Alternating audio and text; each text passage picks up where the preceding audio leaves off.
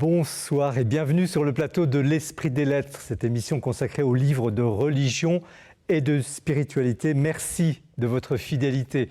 C'est la limite, j'en profite quand même pour vous souhaiter une très bonne année. Et en mon nom propre et au nom de toute l'équipe qui avec moi prépare cette émission, il y a les gens de KTO qui s'occupent de tout, les caméras, la lumière, le son, le maquillage, la réalisation, n'oubliez rien. Il y a les gens du Jour du Seigneur qui coproduisent cette émission et puis la Procure, ce réseau de librairies qui nous accueille chaque mois dans son établissement parisien, place Saint-Sulpice à Paris. Donc au nom de toute cette équipe, très bonne année. Une année qui commence quand même un peu mal, dans le chaos, dans la confusion. Et justement, les trois livres dont nous allons parler ce soir, avec les trois auteurs qui nous font l'amitié, l'amabilité de venir, vont éclairer la crise que nous traversons. Le premier livre va dresser une sorte de panorama sur cette crise qui est avant tout intellectuelle. Nous allons voir pourquoi.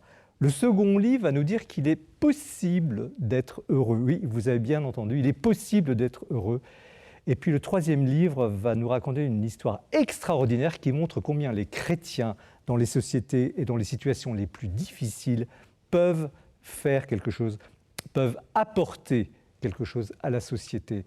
Trois livres très différents, comme d'habitude, passionnants, mais qui vont nourrir cette soirée de l'Esprit des Lettres, du numéro de janvier 1er de l'année. Chantal Delsol, bonsoir. Bonsoir. On ne vous présente pas, vous êtes une philosophe politique bien connue, vous êtes professeur émérite des universités, membre de l'Académie des sciences morales et politiques. Vous revenez sur ce plateau avec un essai, je dirais, au laser, pour parler comme les jeunes, sur l'évolution de nos sociétés occidentales. Au laser parce que c'est un livre lucide, sans concession, sur l'individualisme envahissant, le règne de l'ego, des minorités, la domination du sentiment, du ressentiment, du subjectif, de l'émotion, tout ça au détriment de la raison, de la communauté, de l'universel. Ce livre s'intitule « Insurrection des particularités », il est édité au Cerf, et il fait suite d'ailleurs à un livre que vous aviez publié en 2020, qui s'appelait « Le crépuscule de l'universel », qui justement décrivait ce mouvement inquiétant. Cet ouvrage, il est exigeant, mais il est salutaire parce qu'il éclaire la confusion actuelle, ce chaos dont je parlais à l'instant, cette fameuse culture woke dont on parle tant et qui est un symptôme de ce malaise.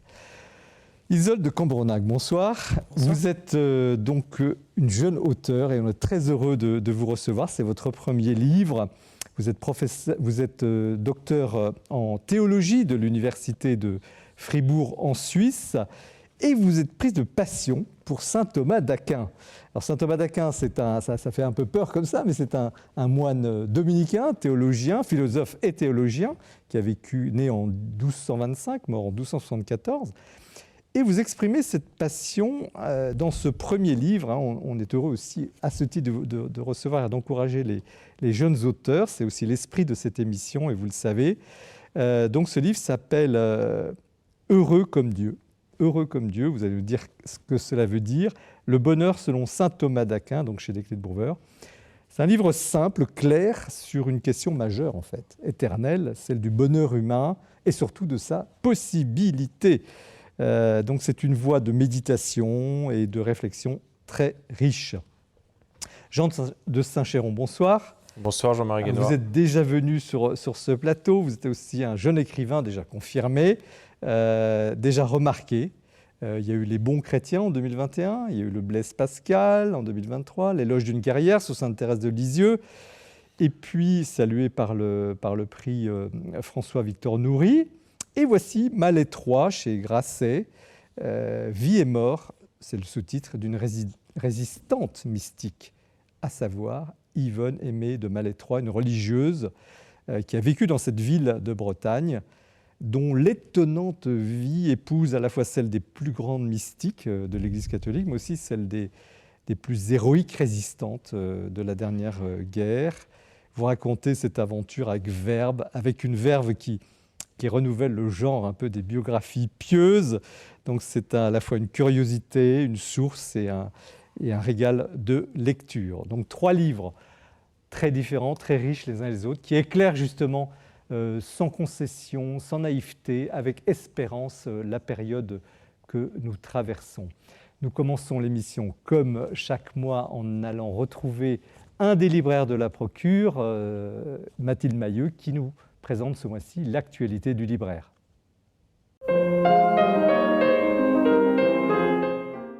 L'actualité du livre religieux en ce début d'année 2025, eh bien c'est tout d'abord un magnifique petit livre, une petite pépite, ai-je envie de dire. Elle est publiée aux éditions Labor et Fides. C'est Thomas Romer, l'immense bibliste, professeur au Collège de France, qui nous offre la Bible. Qu'est-ce que ça change ? Oui, qu'est-ce que ça change dans nos vies, la Bible ? La Bible qui bouleverse tant de monde, à commencer par son grand-père quand il était petit. De là est née sa passion pour la Bible. Alors, de la tradition juive jusqu'à la tradition chrétienne, avec Thomas Romer, nous découvrons que la Bible a eu beaucoup de vies différentes. Les livres de cette bibliothèque se sont organisés différemment. Elle a été parfois interprétée, elle a fait des allers-retours. C'est à cela que nous invite ce Thomas Romer, pour nous aider à comprendre ou à prendre conscience surtout de l'importance de ce livre dans l'histoire de l'humanité et à quel point aussi ce livre, c'est aussi le fruit de notre diversité. Un homme libre peut-il croire en Dieu ? Charles Pépin, célèbre philosophe, nous propose une réflexion stimulante aux éditions Aux Poches. Si l'homme est libre de croire en Dieu, alors s'il croit en Dieu, s'il décide de croire, d'avoir la foi, perd-il sa liberté pour autant ? Eh bien, c'est ce postulat qui est ici interrogé avec l'aide de 3 philosophes qui sont ici convoqués, que sont Kant, Sartre et Vatimo. Une réflexion que j'ai trouvée extrêmement revigorante. Libre propos sur l'Église, à présent, c'est publié aux éditions Artege et c'est un dialogue très nourri et très fécond, je trouve, à la lecture, que mènent ces 2 hommes, que sont David Macaire, dominicain, archevêque de Fort-de-France, et Christian Vénard, ancien aumônier militaire qui est aujourd'hui sur le diocèse de Monaco. Alors il s'empare des questions brûlantes qui agitent l'Église, depuis la crise des abus jusqu'à la souffrance des prêtres, sur l'avenir aussi des prêtres, mais aussi l'avenir de l'Église de France, et aussi un point que j'ai trouvé extrêmement intéressant, celui de la communication dans l'Église. Un dialogue plein de fraternité, mais plein aussi de vigueur, vous allez le découvrir, un livre que j'ai trouvé extrêmement intéressant. Spiritualité à présent avec le pape François et cette sortie mondiale, Espère, publié aux éditions Albin Michel, un livre, il faut vraiment le dire, c'est un livre de grande spiritualité. Il revient sur son parcours personnel, sur son histoire familiale, sur sa vocation sacerdotale, jusqu'à l'élection sur le siège de Pierre, mais aussi, surtout, le pape François nous invite à relire nos vies à l'aune de cette espérance qui est le cœur de la foi chrétienne. Etty Hillesum, à présent, une autre grande figure spirituelle qui est si aimée de notre librairie, Judith Kohlmeyer, propose aux éditions du Seuil une magnifique et ample biographie sur Etty Hillesum, une femme que nous aimons beaucoup, mais que nous connaissons mal. C'est la première grande biographie de cette ampleur qui est publiée en France aujourd'hui. Et puis enfin, pour terminer, La famille catholique, une analyse très passionnante que mène Olivier Landron sur l'évolution de la famille catholique depuis le XIXe siècle en France. C'est publié aux éditions du Cerf, à travers le mariage pour tous, mais aussi la contraception, le divorce. La famille catholique a connu énormément de soubresauts, elle a évolué, et c'est ce que nous invite à découvrir Olivier Landron.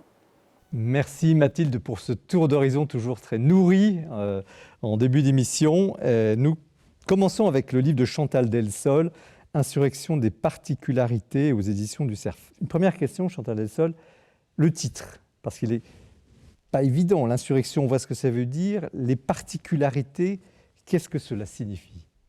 Oui, j'ai expliqué dans l'introduction que j'aurais voulu, au départ, j'avais voulu appeler ce livre quelque chose comme l'insurrection de l'idiot.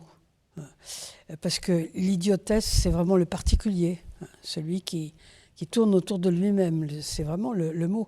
Mais je me suis dit, ça va avoir l'air d'une histoire de clown, en fait, parce que l'idiot, c'est... Oui, un peu provoquant. Pour moi, c'est pas le stupide, mais ça aurait pu vouloir dire ça. Finalement, j'ai repris le mot particularité, qui me paraît plus basique, mais... Que dénoncez-vous ? je ne sais même pas si c'est de la dénonciation, en fait. C'est juste une description pour moi, qui d'ailleurs n'est pas si désespérante qu'on peut l'imaginer, parce que je suis pas si pessimiste. Mais c'est simplement la description de la conséquence de la chute de l'universel que j'avais essayé de décrire dans le livre précédent. À partir du moment où l'universalisme se défait, ce sont les particularités qui surgissent, et elles Donnez-nous un surgissent exemple, très fort. parce que le mot universel est un peu abstrait, les particularités également. Un exemple marquant qui parlerait à tous. L'exemple le plus marquant, à mon avis, et c'est d'ailleurs comme ça qu'on peut le percevoir d'abord, c'est ce qui se passe au niveau international. À partir du moment où vous avez un empire, l'empire gèle les situations. L'empire, c'est la paix et c'est le gel des situations. Je ne sais pas si on s'en rend compte, mais on commence à s'en rendre compte. Nous avons vécu depuis plusieurs siècles à la tête d'un empire, d'abord de conquête, puis ensuite d'un empire culturel occidental. L'Occident s'est étendu partout, sa culture s'est étendue partout, et ça a d'une certaine manière gelé les situations. Et ça, c'est en train de se défaire, parce que l'universalisme de l'Occident, qui venait des Lumières et qui plus loin venait du christianisme, est en train de se défaire. Et à partir de là, les particularités ressurgissent avec violence. Alors ça peut être la Chine, la Russie, la Turquie, qui disent « mais non, mais nous, on n'est pas du tout démocrates. Qu'est-ce que vous venez nous raconter avec les droits de l'homme, etc. Ça ne nous intéresse pas du tout. » C'est ça, des particularités qui sur surgissent. Le plan plus... Alors on voit sur le plan géopolitique, sur le plan, je dirais, presque générationnel, vous décrivez, enfin, on a l'impression qu'il y a une génération justement qui ne se reconnaît plus dans les concepts anciens, qu'on va appeler universels, et qui justement défend ces particularismes. Je parlais de la culture woke tout à l'heure en introduisant l'ouvrage, parce que vous y référez assez souvent. Quel serait votre diagnostic sur ce qui se passe là, sur les questions morales, sur les questions... Disons, une arrivée en force de la subjectivité. C'est-à-dire que, en fait, tout part de moi. Vous savez, Sartre disait le progrès, ce long chemin ardu qui mène jusqu'à moi. Voilà, c'est à partir de ce moment-là, tout part de moi, et donc c'est moi qui décide d'abord de qui je suis. Il n'y a pas de limite à ça. Je décide absolument de qui je suis. Et puis je décide de ce que je veux, ce que je pense, ce qui existe même. C'est moi qui décide de la réalité. Donc c'est le développement d'un subjectivisme général. Alors vous parlez du woke. Le woke n'est qu'un épiphénomène de ça, qui va certainement pas durer longtemps, mais qui sera peut-être remplacé par autre chose d'un peu différent, mais peu importe. C'est juste un symptôme, en fait. Mais qui relativise toute valeur et qui tend à une sorte d'égalité absolue des êtres, qui n'est pas forcément une valeur antichrétienne. Non, alors justement, c'est la récupération de principes. Je préfère dire principe plutôt que valeur, parce que la valeur, par définition, c'est relatif. C'est la reprise de principes chrétiens, la dignité humaine. Mais ces principes chrétiens, ils étaient métaphysiques, ontologiques. Si vous dites, par exemple... comme vous entendez, vous n'avez qu'à ouvrir votre poste de radio, vous entendez on a tous droit au meilleur. Ça, c'est la publicité de je ne sais plus quelle marque. Alors, si vous prenez le principe chrétien, le principe métaphysique, bien sûr, on a tous droit au meilleur d'un point de vue métaphysique. On est tous égaux, on a tous une très très grande dignité. On a tous une dignité, j'allais dire absolue, enfin, si tant est que quelque chose d'absolu puisse nous ressembler, vous voyez ce que je veux dire. Et là, on reprend ce principe métaphysique et on le met dans la vie sociale. Donc, on dit que socialement, on a tous droit au meilleur, ce qui est une absurdité, parce que ça n'existe pas dans la vie sociale, ça. Donc, ce sont des principes chrétiens qui ont été repris et qui ont été, au fond, tirés dans la vie réelle. Et ça, évidemment, c'est dramatique, parce que chacun s'imagine qu'il est aussi formidable que son voisin, mais... Non, il est aussi digne que son voisin métaphysiquement, mais il n'est pas aussi formidable que son voisin. Non, il y a des gens, il y a des premiers de promotion et des Miss France. Ça, c'est dans toutes les sociétés. Chacun est devenu un génie. Mais voilà, chacun est devenu un génie, un artiste, quelqu'un de magnifique, alors que non, dans la réalité, c'est pas comme ça que ça se passe. Mais ce qui est intéressant dans votre analyse, décryptage, c'est que vous montrez que ce mouvement, il ne date pas d'hier matin. Il date il a déjà en germe, il est déjà contenu dans des pensées du 19e, fin 18e. Même du 17e. 17e, et qu'on ne peut pas faire le procès comme ça disons, du post-modernisme, on l'appelle comme ça, en disant que c'est très récent. Non. Qu'est-ce qui a annoncé ce mouvement? Et pourquoi aujourd'hui est-il en épanouissement? Aujourd'hui, il s'épanouit, mais c'est simplement un développement, c'est rien d'extraordinaire. Au fond, c'est la suite de la modernité, alors avec évidemment des différences, parce qu'il y a eu la déception des utopies totalitaires. Alors ça a changé beaucoup de choses. Notamment. Voilà, donc c'est un peu la fin de l'idée du progrès, d'où l'apocalyptisme, etc. Mais tout ce mouvement, il a commencé, au fond, avec des gens comme Machiavel ou Hobbes, qui en fait ont retourné l'aristotélisme. Enfin, je pense qu'il peut y avoir d'autres analyses. Moi, j'ai insisté sur celle-là, mais bon, si vous voulez, pour faire vite, Aristote voyait la société comme une sorte de hiérarchie de gens qui s'entendaient ou qui, en principe, devaient s'entendre ou parvenaient à s'entendre, des sociétés qui étaient équilibrées et stables parce que les gens étaient différents et hiérarchisés. Vous aviez des autorités. À partir de Machiavel et de Hobbes, vous avez l'idée que finalement, il y a uniquement des dominations et qu'en réalité, les êtres sont égaux. Et donc, ce qu'il faut, c'est supprimer les dominations. Et nous héritons de ça. La modernité hérite de ça. Mais qu'est-ce qui fait que, finalement, le principe de régulation, Hobbes, ça fait quand même quelques siècles, les principes de régulation, autorité, gouvernement, autorité morale, je ne sais pas que dire, ne parviennent plus aujourd'hui à équilibrer cette efflorescence, finalement, d'initiatives particulières, des génies particuliers, même si tout le monde n'est pas génial, mais il y a quelque chose qui ne régule plus l'État, l'Église, je ne sais qui. Que se passe-t-il sur le plan de cette régulation?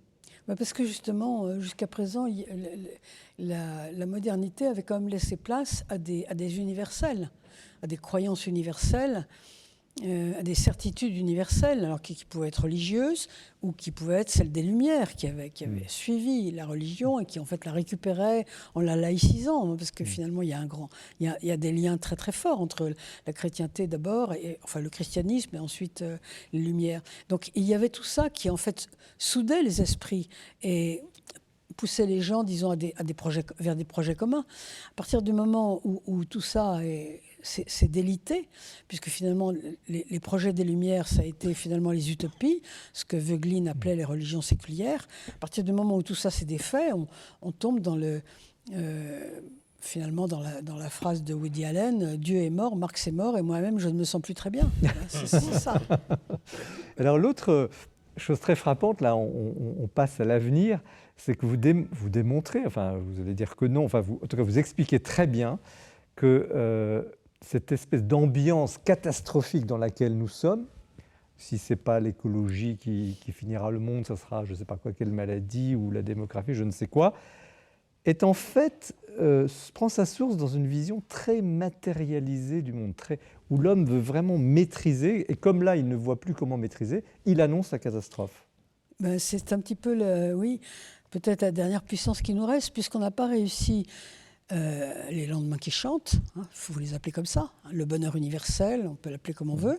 Puisqu'on n'a pas réussi ça, on pourrait peut-être au moins finir par tout détruire. Moi, ce qui me frappe le plus dans cet apocalyptisme, c'est que il change, cet apocalyptisme change d'apocalypse tous les X temps. On nous a annoncé, il y a eu des véritables débuts d'apocalypse avec la bombe atomique, avec Auschwitz. Et puis, on nous a annoncé le monde trop peuplé. Maintenant, on nous annonce le monde pas assez peuplé. On nous a annoncé le froid universel qui allait nous transformer en glaçon général. Il y avait même eu la une de je ne sais pas quel point ou Express à une époque.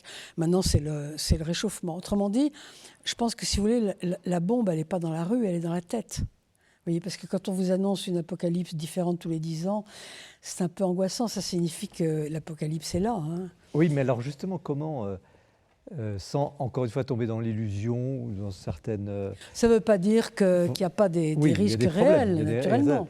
Mais comment garder... je pose la question avec le mot espérance, mais encore une fois sans spiritualisme ou mysticisme déplacé. est-ce que, justement, eu égard à l'analyse que vous faites, qui décrypte effectivement la situation, où on comprend beaucoup mieux les choses, les chrétiens ou les croyants ont-ils justement une approche, ou en tout cas une chance particulière pour aborder ces apocalypses multiples et dire, attendez, non, le monde va vers autre chose. Alors, quelle serait cette espérance ? Je pense que, moi je suis quand même très frappée de voir des gens jeunes qui me disent on ne va pas avoir d'enfants, on ne fait pas d'enfants dans un monde pareil. Terrible, vous aussi, vous devez l'entendre tout le temps. Hein. Et ça, c'est impressionnant. Actuellement, je suis en train de travailler sur Saint-Augustin. Il faut se souvenir que Saint-Augustin avait un ami qui s'appelait Orose, qui venait d'Hispanie. Vous savez, l'Empire était grand. Hein. Un ami, plutôt un disciple. Et Augustin se disait, il faut arrêter avec cet apocalyptisme qui est finalement mortifère. Et donc, il faut montrer aux gens que le monde a toujours été terrible. On était à quelle époque ? Alors ça, c'est le début du 5e siècle. Et Orose, c'était pour ainsi dire spécialisé dans les malheurs. C'était un type assez triste. Un prophète de il malheur. Il avait l'habitude de décrire les armées qui détruisent les villes, les vols, les viols, les choses épouvantables. Et Augustin lui avait demandé de lui dresser une liste de tous les malheurs historiques pour les mettre dans la cité de Dieu, pour dire aux gens, écoutez, arrêtez de vous plaindre. Il s'est passé ça et ça et ça dans l'histoire. Et je pense que nous, on aurait intérêt à dire à ces jeunes qui ne veulent pas d'enfants parce qu'ils disent que le monde n'a jamais été aussi affreux, dire mais attendez, regardez un peu ce qui s'est passé avant, mais vous aimeriez avoir le choix entre Auschwitz et les goulags ? Enfin, écoutez... Vous le dites très bien également. Il faut quand même... Une dernière question avant de donner la parole à nos invités. Qu'est-ce qui vous a mis en route vraiment ? Il y a eu le premier livre sur le crépuscule de l'universel, quasiment le tome 2, Insurrection des particularités. Qu'est-ce qui, au fond, en vous, a déclenché ce besoin d'écrire, d'expliquer ? Vous ne dénoncez pas, c'est vrai que c'est très, à la fois scientifique, c'est très posé, très argumenté. Ce n'est pas un livre militant, c'est un livre de réflexion. Qu'est-ce qui vous a mis en route ? Eh bien, oui, il y a quelque chose de précis qui m'a mis en route, mais c'était déjà il y a longtemps. Je m'étais spécialisée en Antiquité. Vous savez, les thèses duraient 10 ans, et j'avais fait ma thèse sur l'Antiquité, donc pendant 10 ans, Antiquité. Et puis, après, j'avais travaillé un peu sur le 19e, mais très très peu. Et à un moment donné, j'avais des enfants adolescents. Et donc, j'écoutais les radios qu'ils écoutaient. J'ai trouvé ça tout à fait incroyable. Ça, c'était dans début des années 90. J'ai trouvé ça tellement incroyable, tellement différent de ce que j'avais vécu, moi, quand j'étais plus jeune, que je me suis dit, il faut que je travaille sur la modernité. Donc, c'est comme ça que j'ai commencé à écrire. D'abord le souci contemporain, puis après une série de livres sur la modernité, après sur la postmodernité. C'est les enfants qui m'ont éveillée, en fait. En tout cas, merci. C'est un service que vous rendez à la connaissance, à l'intelligence. Jean de Saint-Chéron, vous, comme écrivain, voilà, un homme plutôt de lettres, mais qui aime réfléchir, comment vous recevez, et aussi un homme de sa génération, je crois que vous avez 38 ans, comment vous recevez le livre de Chantal Delsol ? Alors, c'est un livre qui, d'abord, m'a beaucoup intéressé, un livre extrêmement intelligent, qui m'a marqué par son intelligence. Vous avez le talent des écrivains très intelligents qui réussissent à faire croire à leur lecteur qu'il est aussi intelligent qu'eux. Et à la fin des petits chapitres, on se dit qu'on a compris quelque chose comme une évidence, alors qu'en fait, on ne l'aurait pas aussi bien compris si on ne vous avait pas lu. Il y a une chose qui m'a beaucoup marqué également, c'est que, vous devez le savoir, on vous colle parfois une étiquette de conservatrice qui clame que c'était mieux avant. Oh là là, oui. Mais à l'inverse, vous nous rappelez que précisément, c'était pas mieux avant, que ça a toujours été horrible. On ne fera jamais dire ça, on ne fera jamais dire que c'était mieux avant. Ça m'a beaucoup plu également, ça m'a marqué. Et puis, d'un point de vue plus personnel peut-être, toute la partie que vous développez sur l'ère du scepticisme dans laquelle nous sommes entrés, ce scepticisme qui est le terreau des particularismes, qui est le terreau d'un relativisme, parce que si on ne peut plus être de manière universelle sûr de rien, alors chacun y va de sa vérité, de sa propre vérité, et cette vérité-là repose sur des bases bien peu scientifiques qui sont en particulier, vous parlez de la dictature des ressentis notamment, etc.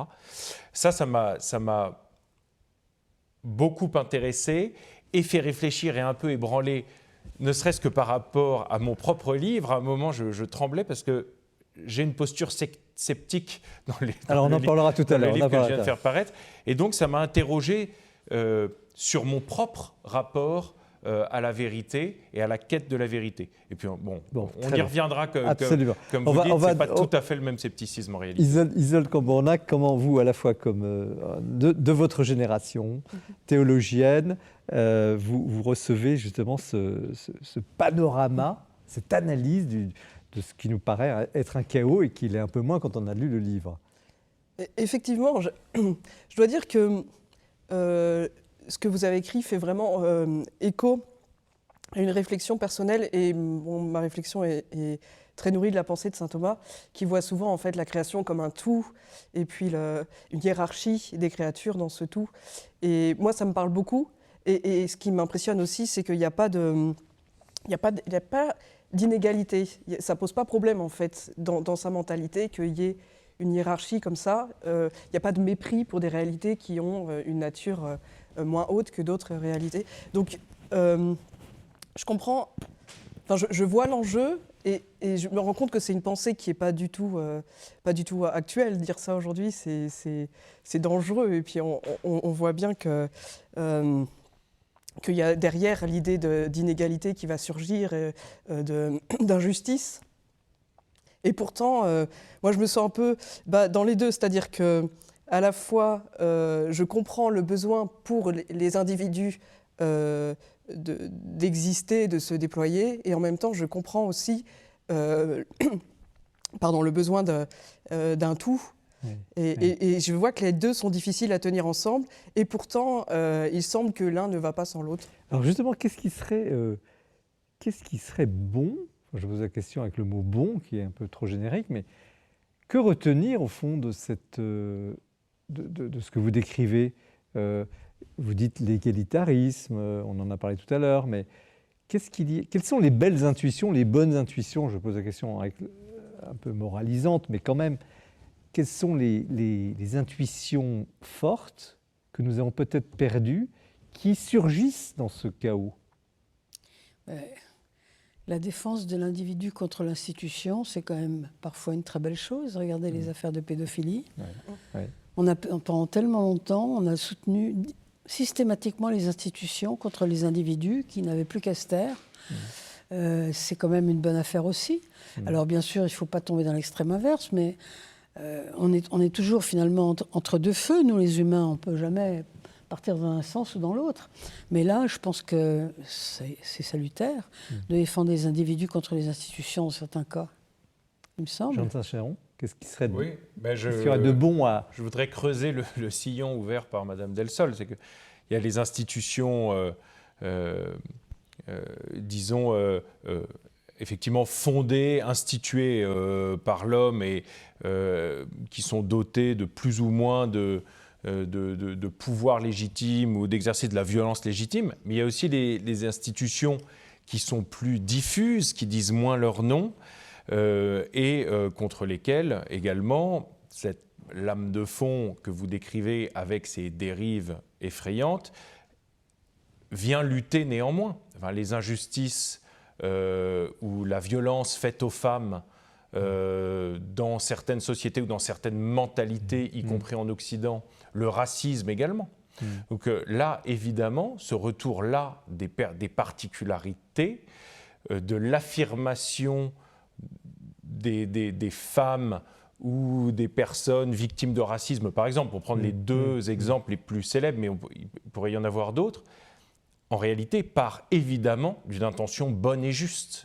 Le problème, c'est quand cela se transforme en haine, en retournement du réel, en écrasement, par exemple, de tout le masculin comme étant mauvais ou de toute une société comme étant fondée sur la discrimination raciale, etc. Et là, d'ailleurs, ça produit peut-être l'envers de la médaille, l'inverse, avec le mouvement de balancier de la haine qui se retrouve pointé sur ceux qui étaient peut-être les violents d'hier. Isolde Cambornac, vous retiendriez quoi, vous, de positif dans ce mouvement? Enfin, moi, je retiens surtout personnellement une question, comment tenir ensemble la différence sans que ce soit une injustice. C'est un grand champ de réflexion et je vous remercie d'avoir plongé là-dedans. C'est toujours compliqué. Mais à quel moment sommes-nous? Chantal Delsol. Là, on vient voilà, on a vu les causes profondes, l'avenir, les points positifs. Quelle est la période apparemment chaotique dans laquelle nous sommes? Comment vous pourriez la situer dans cette quête que vous dites finalement qu'on est humain, on ne sait pas trop où aller, on avance, on est nourri de telle culture, on est confronté à telle situation. Quel serait le moment historique que nous traversons là? C'est un moment de rupture, je pense, très important, parce qu'on s'est défait de la chrétienté, non pas du christianisme, bien sûr, mais de la chrétienté, c'est-à-dire du christianisme qui gouverne, parce que c'est ça la chrétienté. Et puis on est en train de se défaire de l'empire culturel occidental, c'est-à-dire en fait de la gouvernance des Lumières, de la gouvernance mondiale des Lumières. Donc c'est un moment où disons, nos croyances les plus importantes sont en train de nous lâcher, ou c'est nous qui nous les lâchons, on peut dire comme on veut. Et donc on est en train non pas de tomber dans le néant, parce que ça je ne crois pas du tout à ça. Pour moi le nihilisme c'est le fait de quelques intellectuels, mais ça peut pas prendre toute une société. Donc on est en train de récupérer d'autres croyances qui sont pour l'instant complètement diverses, et on ne sait pas du tout laquelle va tenir le haut du pavé entre toutes. On ne sait pas du tout ce qui va se passer. Pour l'instant, ça tire à U et à dia partout. On ne sait pas. Alors, il y a des croyances asiatiques qui surgissent. Il y a des gens qui deviennent bouddhistes. L'écologie est une véritable religion qui monte. Oui. Est-ce qu'elle va monter très haut? J'en sais rien. La rupture. Jean de Saint-Chéron, vous êtes à l'aise avec votre christianisme, je peux le dire comme ça. Comment le christianisme peut, justement, dans cette phase d'incertitude, de rupture, apporter quelque chose? Le christianisme a toujours quelque chose à apporter. De toute façon, après, il faut savoir s'il est entendu. Mais en tout cas, moi, je suis assez d'accord, déjà, pour revenir à ce que vient de dire Chantal Delsol. Je suis très d'accord, même avec le fait que je ne crois pas à l'option nihiliste. Et j'aime bien une phrase du cardinal de Lubac à laquelle je songe souvent, qui est qu'une foi perdue ne peut pas rester longtemps sans suppléance. Et qu'il y a cette espèce de poche de vide, de toute façon. Et cette poche de vide, qu'est-ce que c'est? C'est le sens que tout homme cherche à l'existence qui est la nôtre. C'est-à-dire que s'il n'y a pas de sens, de signification, de toute façon, la vie ne mérite pas vraiment d'être vécue. Ou alors on est réduit à l'état de légumes, ou peut-être de bipèdes avides. Alors, il y a un beau chapitre sur l'avidité dans votre livre, mais néanmoins, on voit bien cette avidité-là, elle ne peut pas combler le cœur de l'homme qui est trop grand pour les choses du monde. Et ça, pour moi, c'est ça le grand message du christianisme, peut-être qui a traversé les âges. On le retrouve chez Augustin, chez Thomas, chez Pascal. L'homme est trop grand pour être rempli d'autre chose que de Dieu. Peut-être que le rôle du christianisme, c'est de réussir à proposer ça aujourd'hui à notre monde. À cette culture du vide. Qui ne sait plus ce qu'est Dieu ou qui est Dieu, justement. Ce qui nous fait une remarquable introduction et passation pour le livre dont nous allons parler maintenant, d'Isolde Combronac, Heureux comme Dieu. Merci à Chantal Delsol pour cette insurrection des particularités. Il nous faudrait des heures, mais le livre, pour en parler, parce que le livre est extrêmement riche, extrêmement dense, aux éditions du Cerf. Nous poursuivons l'émission en retrouvant Jean-François Rode, qui nous a préparé un coup de cœur très intéressant. Mon coup de cœur ce mois-ci est un livre déjà signalé par Mathilde Mailleux le mois dernier, Le Tour de la foi en plus de 80 histoires, par le père Nicolas Rousselot aux éditions Jésuites. Et je partage entièrement son éloge. C'est un livre plein d'humour, plein de finesse, plein de profondeur. Nicolas Rousselot est responsable de l'église Saint-Ignace à Paris, et il a souvent remarqué, comme beaucoup, que l'attention pouvait disparaître pendant une homélie. Mais qu'elle était souvent rattrapée quand celui qui parlait racontait une histoire ou déployait une métaphore. Donc, on dit toujours, le proverbe dit toujours, une image vaut 1000 mots. En tout cas, il a essayé d'expliquer les grands thèmes de la foi avec 80 anecdotes, histoires et quelquefois même quelques blagues. Par exemple, il y avait un jeune prêtre qui trouvait que ce n'était pas très facile de parler de la Trinité à ces jeunes catéchisés, et qui a l'occasion de rencontrer Marguerite Opnaud dans son île de Noirmoutier. Alors il va la trouver, il lui pose sa question, elle éclate de rire et lui dit « Mais mon père, ouvrez donc la fenêtre, s'il vous plaît ». Et à ce moment-là, le vent de la mer commence à rentrer. Il dit « Maintenant, ouvrez la porte ». Alors évidemment, immense courant d'air qui fait voler tous les papiers. Et voilà ce qu'elle lui dit. La fenêtre représente le cœur grand ouvert du Père. La porte ouverte représente le cœur du Fils qui est entré chez nous. Quant à l'Esprit, il est le souffle qui traverse la pièce. Et nous, chrétiens, nous sommes au milieu, entraînés par ce courant. La vie chrétienne n'est autre que de vivre dans ce courant trinitaire. Alors le jeune prêtre dit qu'il n'avait jamais oublié évidemment cette leçon, mais avouez que comparaison n'est pas raison, d'accord, mais que cette image reste un peu dans notre tête et dans notre cœur et nous donne, comme on dit, du grain à moudre. Autre exemple, deuxième et dernier exemple. Quand le cardinal Suenens a été nommé cardinal, toute la Belgique l'a félicité, le roi lui-même, mais il disait ce qui m'a le plus touché, c'est le geste d'un de mes amis qui a été porter un grand bouquet de fleurs à ma mère. Et il dit, je me suis souvent servi de cet exemple-là quand je discutais avec les protestants sur la place de Marie, accordée à Marie par les catholiques. Les protestants reprochant un peu aux catholiques quelquefois de la mettre même à la place de Christ. Évidemment, c'était pour me faire plaisir, m'honorer qu'il avait été donc honoré ma vieille mère. Voilà.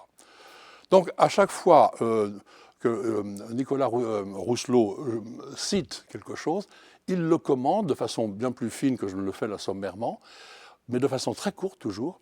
Et puis il ajoute quelques textes bibliques pour lester, compléter, enrichir la réflexion. Juste pour terminer, un conseil de lecture. Évidemment, il ne faut pas lire les 80 histoires à la suite, il faut plutôt en prendre une ou deux. Comme il y en a 80 et qu'arrive un temps qui est défini par 40 jours, vous me voyez venir. En tout cas, je vous le redis, ce petit livre est vraiment plein d'humour, plein de finesse, plein de profondeur. Merci Jean-François. Nous poursuivons l'émission avec le livre d'Isolde de Combournac, « Heureux comme Dieu », vaste programme. Le bonheur selon saint Thomas d'Aquin aux éditions des Clés de Brouwer. Alors, Isolde de Combournac, peut-être, quand vous êtes là, vous êtes une jeune auteure, c'est votre premier livre, on a envie de savoir qui vous êtes un petit peu plus, disons. Alors, qui êtes-vous au fond ? Vous vous êtes présentée comme théologienne, mais qu'est-ce que vous faites dans la vie ? Qu'est-ce qu'on fait quand on est théologienne ? On peut faire beaucoup de choses. Pour ma part, j'ai un métier qui n'est pas directement lié à la théologie, puisque je gère des bases de données, mais la théologie est vraiment une passion, et en particulier la théologie de saint Thomas d'Aquin. Elle me nourrit beaucoup, et je trouve que les idées font du bien, me font du bien, en tout cas elles m'ont fait du bien, elles continuent à me faire du bien, c'est pourquoi c'est toujours important pour moi de continuer à me former. Et puis autant que possible de transmettre aussi, parce qu'elles m'ont fait du bien, j'espère qu'elles feront du bien. Vous transmettez de manière très particulière, dites-nous un mot quand même sur votre aventure. J'essaye de transmettre de la manière la plus accessible possible, parce que je trouve qu'il y a une richesse dans cette pensée qui est accessible à tous. Mais vous transmettez via Alors la oui, vidéo. exactement, via YouTube en particulier, et les réseaux sociaux, enfin sur Internet en tout cas. Vous avez une chaîne Oui, tout à fait. Saint-Thomas-d'Aquin. J'ai une chaîne YouTube qui s'appelle Isolde C, où je parle de saint Thomas d'Aquin, où j'aborde un point ou l'autre de sa pensée. Alors, deux questions. Mm-hmm. Qui est saint Thomas d'Aquin en quelques mots, parce que tout le monde ne le connaît pas, et d'où vous vient cette passion pour ce théologien du XIIIe siècle, philosophe et théologien du XIIIe siècle? Donc saint Thomas d'Aquin, c'est un religieux dominicain du XIIIe siècle, qui est en fait une grande figure dans l'Église catholique, parce qu'il a beaucoup écrit, en particulier la Somme de théologie, où il y a énormément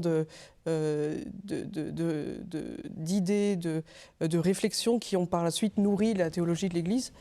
Et alors personnellement, je l'ai rencontré, pour ainsi dire, à Toulouse. J'ai eu la chance d'habiter à Toulouse et puis d'être à proximité de ses reliques et puis de pouvoir en entendre parler par les dominicains de Toulouse.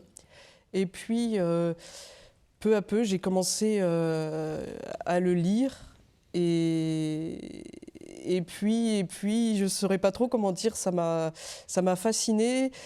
C'était pas toujours évident au début, parce que c'est vrai qu'il a une écriture qui est pas, enfin, qui peut sembler un peu ardue, comme quand on apprend une nouvelle langue. Au début, c'est difficile de rentrer dedans, et peu à peu, en le lisant, on rentre dans sa pensée et je le relis toujours avec joie en découvrant. Donc c'est un bonheur pour vous, saint Thomas d'Aquin. Ah oui, bah oui. Alors justement, heureux comme Dieu, quel titre quand même, vous avez osé. D'où tirez-vous cette phrase? Alors, je dois dire que c'est l'éditeur qui a une idée de génie et que je trouve extraordinaire parce que on avait discuté un petit peu effectivement du titre et cette idée est excellente parce que on ne pense pas forcément à Dieu d'abord comme un être heureux et qui veut nous faire partager son bonheur. Tout simplement.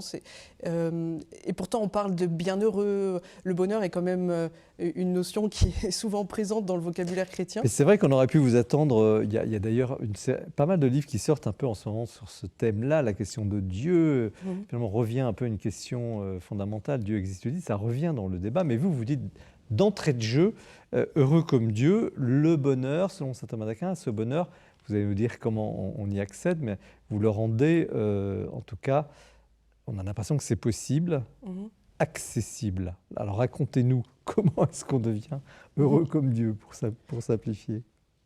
Alors le bonheur chez saint Thomas, juste pour situer les choses, il le situe au tout début de la partie de la somme de théologie qui va traiter de ce qu'on appelle la morale. Mais l'idée, c'est que tout commence par la fin, c'est-à-dire qu'en fait, saint Thomas d'Aquin vise le but. Quel est le but de la morale? C'est de rendre heureux. Donc c'est une notion fondamentale, c'est la notion de base qui va de pair avec l'idée du chemin de l'homme vers Dieu. Donc quand on avance vers Dieu, on avance aussi vers notre bonheur. Et saint Thomas explique ce qu'est ce bonheur, le bonheur ultime qui est la béatitude et comment on y accède. Est-ce qu'il y a un mode d'emploi du bonheur? Alors, on aurait aimé quand même des questions très techniques et pratiques sur le bonheur. Malheureusement, chez saint Thomas, c'est pas tout à fait sa manière de parler. Et pourtant, il y a pas mal d'éléments. Alors, quels seraient les conseils que vous pourriez ce soir nous dire sans non plus nuire à la lecture du livre? Ceux qui nous regardent, évidemment, liront le livre avec profit, mais quels seraient, vos conseils pour être heureux? Selon saint Thomas d'Aquin. Exactement, que j'ai expérimenté aussi. Alors je peux en témoigner aussi en ayant fait l'expérience. Saint Thomas parle du fait que Dieu se manifeste à travers le miroir des créatures. Et en contemplant les créatures, en admirant les créatures, il parle souvent du philosophe et du théologien, il reprend ça d'Aristote, il en parle en disant qu'il est celui qui admire et de son admiration, il cherche. Et c'est tout à fait cette attitude enfin moi ça correspond tout à fait à ce que je vis, c'est-à-dire que je m'émerveille souvent devant la beauté du paysage ou des animaux ou des montagnes. Enfin, il y a beaucoup de choses qui m'émerveillent et à partir de là, je saisis quelque chose de Dieu. Le Créateur se manifeste à travers la beauté et la bonté de ses créatures et je crois que ça rend heureux. Ouais.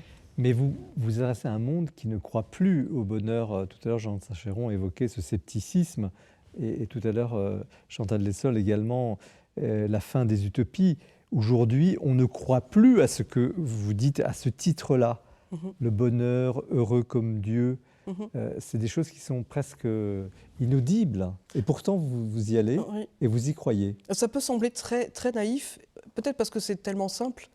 Non, je n'ai pas dit naïf, c'est osé d'une certaine manière.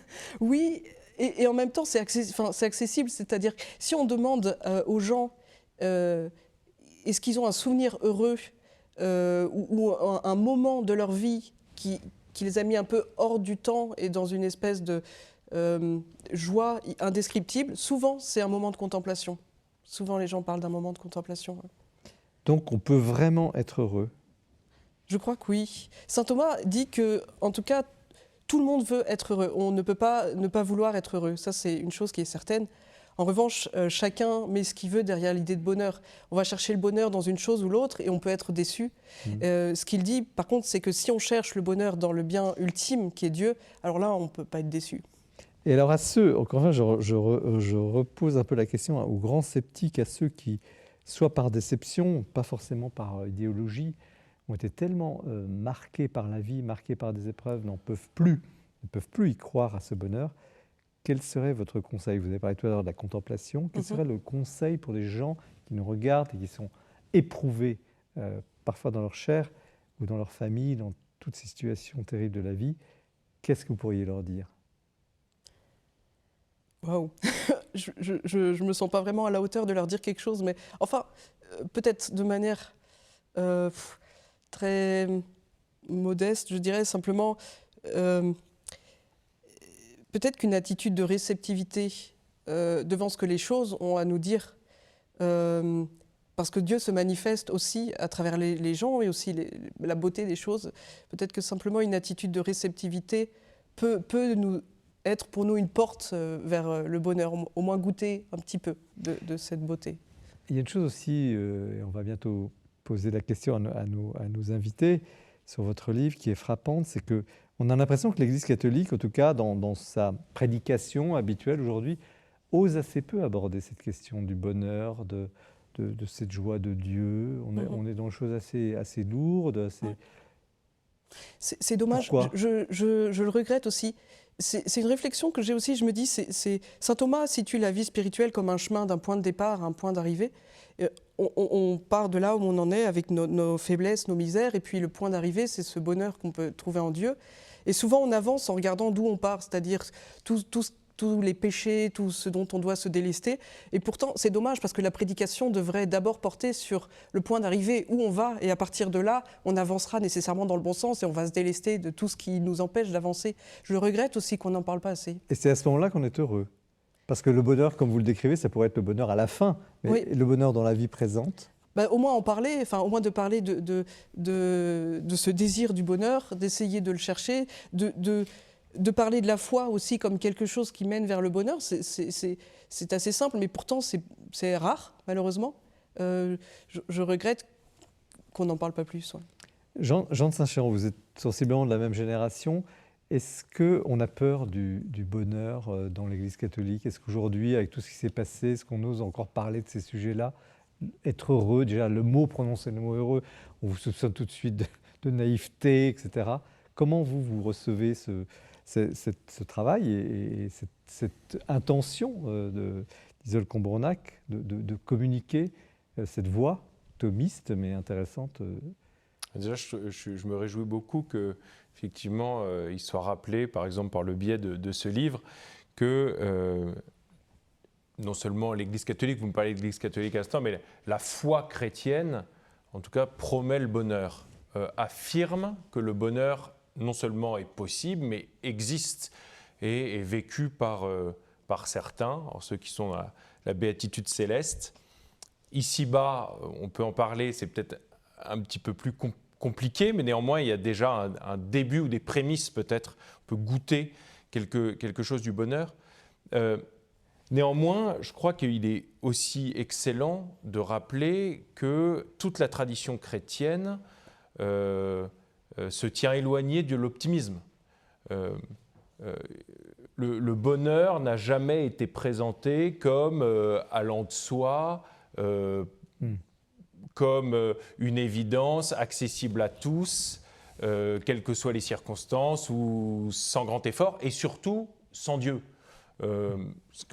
Ça fait écho à ce que j'essayais de dire tout à l'heure, mais c'est vrai que depuis Saint-Augustin jusqu'à Pascal et même jusqu'à Péguy, si on veut pousser la grande tradition catholique jusqu'à Péguy par exemple, ou au-delà, tous ces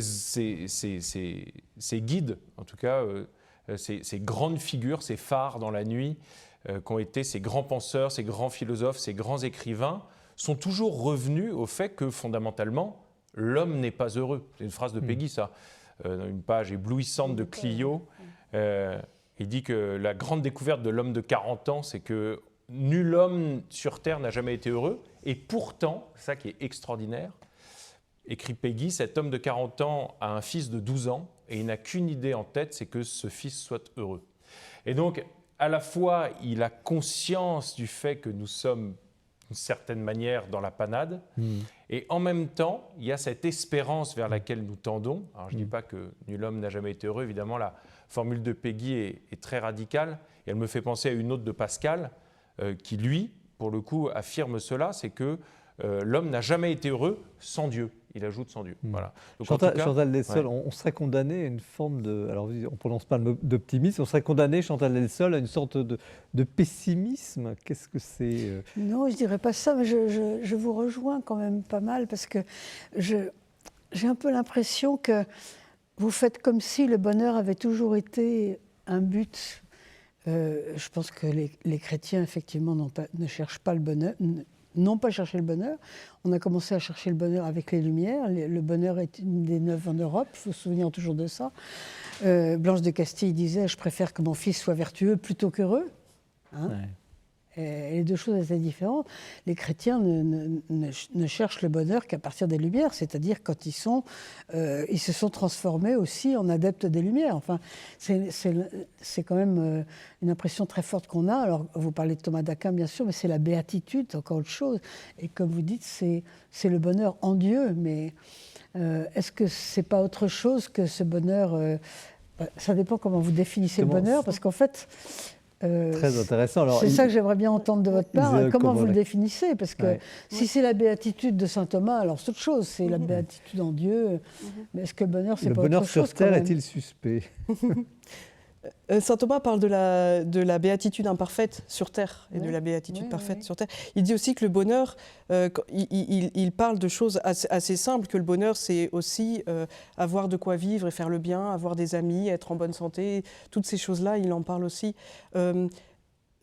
Par rapport à la vertu, ce que je pensais aussi, c'est que pour saint Thomas, il le dit clairement, que la vertu, c'est aussi un chemin vers le bonheur. Pour lui, il ne pense pas la vertu comme quelque chose d'opposé au bonheur. Moi, j'apprécie en tout cas cette pensée qui voit... alors, ce n'est pas dit en ces termes, parce que c'est assez moderne de le dire comme ça, mais qui voit un épanouissement humain ou un déploiement des facultés, ou passer de la puissance à l'acte en termes un peu techniques de saint Thomas, mais il y a vraiment l'idée que l'être humain doit se déployer dans toutes ses facultés et que c'est le chemin vers la béatitude parfaite ou imparfaite. Parce que je me rappelle maintenant un passage, je crois que c'était Chakrabarti, ou un auteur indien, me semble-t-il, qui venait de découvrir le bonheur occidental, l'idée de bonheur en Occident. Il disait, mais c'est incroyable, jamais on n'aurait pensé à ça. Nous, la vie est un devoir difficile. Enfin, c'était pas un chrétien. Hein, excusez-moi, mais Aristote, quand même, avait évoqué la question du bonheur.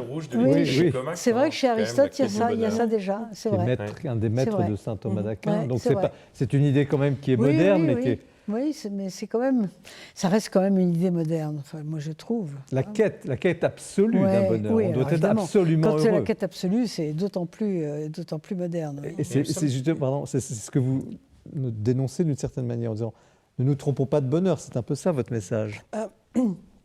Ce que dit aussi saint Thomas quand il se pose la question de ce qui peut...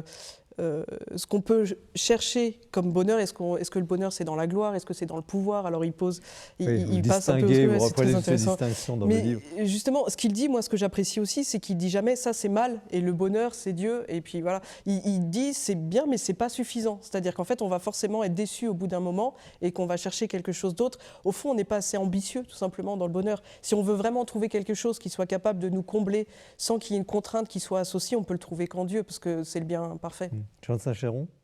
Non, simplement, effectivement, je me souviens, c'est mes vieux souvenirs de lecture de l'Éthique à Nicomaque, avec Aristote ouvre le livre comme ça, que toutes les actions des hommes n'ont pas d'autre sens que la quête du bonheur. Et alors, il annonce qu'il va nous aider à essayer de définir ce qu'est le bonheur que les hommes cherchent.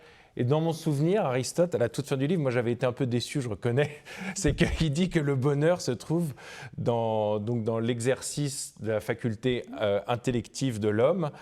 Et on comprend qu'en fait, le bonheur pour Aristote, c'est de philosopher avec ses amis. D'une vie vertueuse quand même, d'une vie équilibrée. Oui, mais la vertu... Au sens ancien, grec, c'est la perfection de l'exercice de l'intellect humain, ça c'est le bonheur pour Aristote. Peut-être que c'est parce qu'il a cherché le bonheur avec ses seuls moyens humains aussi. Hein. Alors et que saint Thomas vient ouvrir une autre porte. Alors, justement, là, on a aussi une grande question, parce qu'on a l'impression, je ne dis pas en vous lisant, mais il y a toujours cette question entre l'effort humain ou les vertus, ou je vais essayer d'être juste, je vais essayer d'être vrai, en cela je serai mieux avec les autres et donc plus heureux moi-même, etc. Bon, bref, l'homme travaille sur lui-même pour se perfectionner, entre guillemets. Et puis, il y a la grâce divine, tout d'un coup, qui arrive, qui peut vous illuminer, qui peut vous consoler, qui peut... Alors, comment s'articule ce double mouvement entre le travail humain et le travail de Dieu, pour prendre un terme simple comme... Comment ça fonctionne, si je puis dire, poser une question aussi prosaïque sur des sujets aussi élevés? C'est difficile de répondre de manière courte, mais en tout cas, personnellement, et c'est aussi ce qui explique ce pourquoi j'ai écrit ce livre, c'est que j'ai baigné dans un monde dans lequel justement la vertu, c'était de mater la volonté, c'était une espèce de travail sur soi, mais qui était limite destructeur en fait. On avait complètement perdu de vue que l'idée, et que Dieu qui nous avait créés, par principe, il ne voulait pas qu'on s'anéantisse, donc il y avait quelque chose d'incohérent.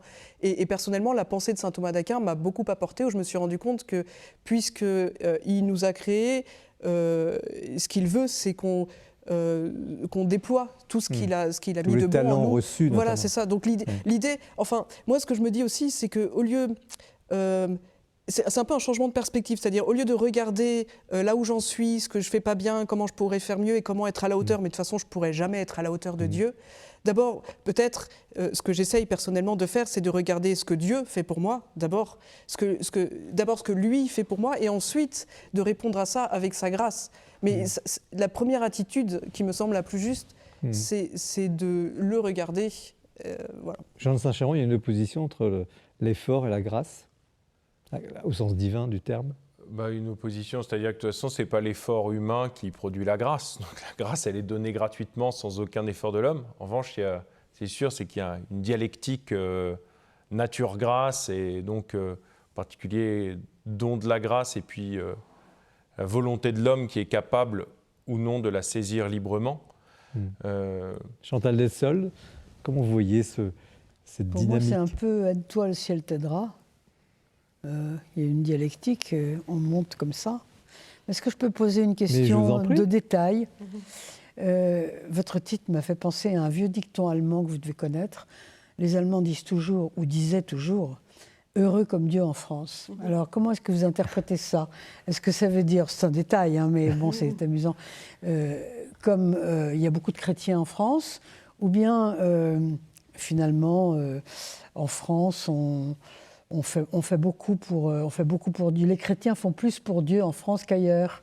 Vous connaissez ce dicton? Oui, mais l'éditeur y avait pensé, il m'en a parlé. Ah oui, bien sûr, il m'en a parlé de penser ça. Quand on voit ça, c'est intéressant. Oui, tout à fait. C'est juste, vous pensez que ça signifie quoi, en fait? Enfin, je ne sais pas comment est apparue cette expression. Moi, personnellement, heureux comme Dieu en France, je ne sais pas s'il est plus heureux en France qu'ailleurs. Ah non, c'est vrai, mais qu'est-ce que ça voulait dire dans l'esprit des gens qui ont...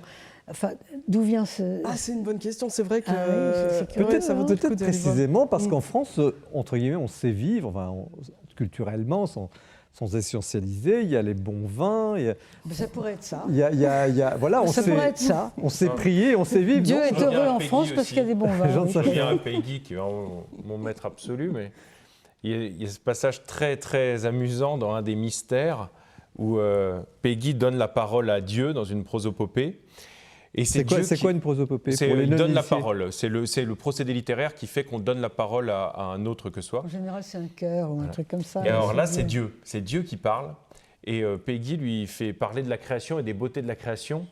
Et Dieu dit qu'il y a beaucoup de choses très belles dans le monde, mais quand même qu'il n'y a rien de plus beau que la France. Et il dit j'ai vu les grandes collines dans le sud. Oui, c'est Peggy, là, franchement. Et il dit mais quand même, les coteaux de Loire, c'est ce qu'il y a de mieux. Et alors, ce qui est très drôle, c'est que Peggy, lui, n'avait jamais rien vu d'autre que la France. Donc, évidemment...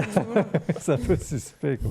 Alors, je vais... le plateau avance, il faudra encore du temps, mais je voudrais je vais vous reposer, Isolde Combrenac, la question que j'ai déjà évoquée tout à l'heure, sous un autre mode, mais puisque c'est une émission de début d'année, que nous sommes dans un moment difficile, que...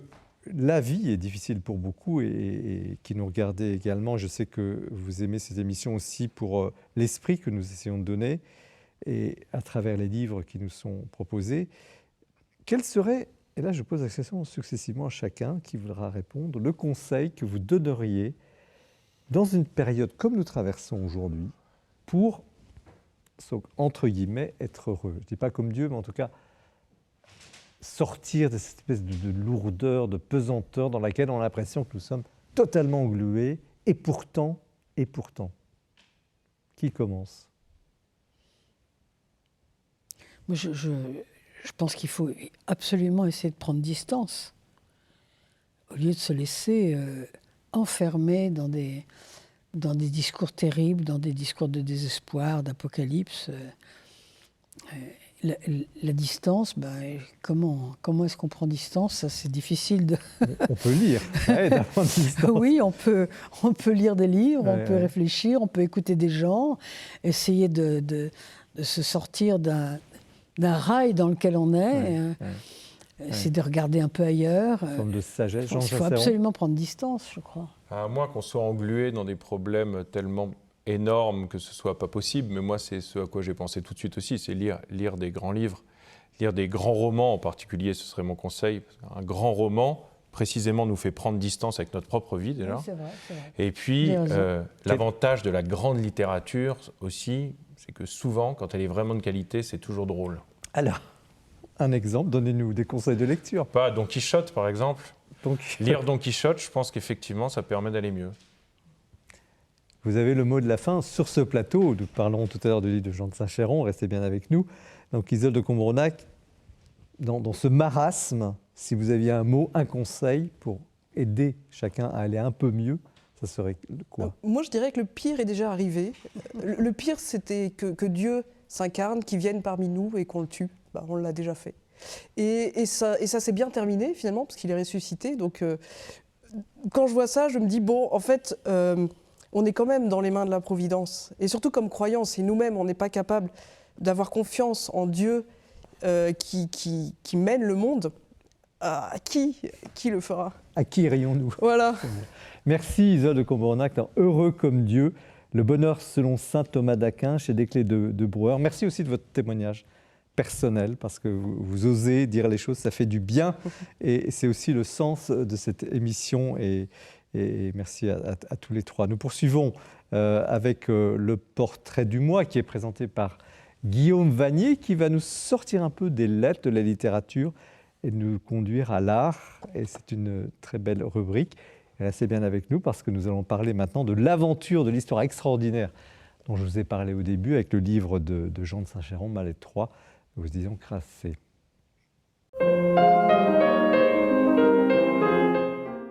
Une fois n'est pas coutume, le portrait que je vous propose ce soir n'est pas celui d'un écrivain, même s'il porte le nom d'un écrivain, mais celui d'un artiste, un peintre, un sculpteur, âgé de 37 ans, Augustin Frison-Roche, qui est actuellement à l'honneur par une exposition au Collège des Bernardins jusqu'à la fin du mois de février, une exposition incontournable.